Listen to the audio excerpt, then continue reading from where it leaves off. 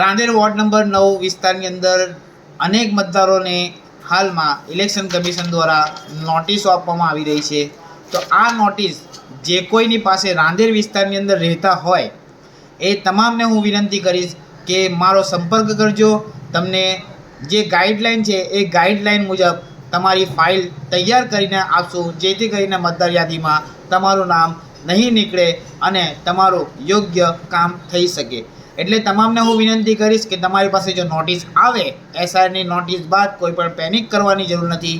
સૌથી પહેલાં તમારે નોટિસ રિસીવ કરવાની છે. એ નોટિસ રિસીવ કર્યા બાદ તમારો જન્મનો દાખલો, સ્કૂલ એલસી, માતા પિતાનો જન્મનો દાખલો કે એલસી હોય તો એની કોપી મૂકવાની અને 2002ની માહિતી જો તમને મળી આવેલી હોય તો એ 2002ની માહિતી મૂકવાની છે.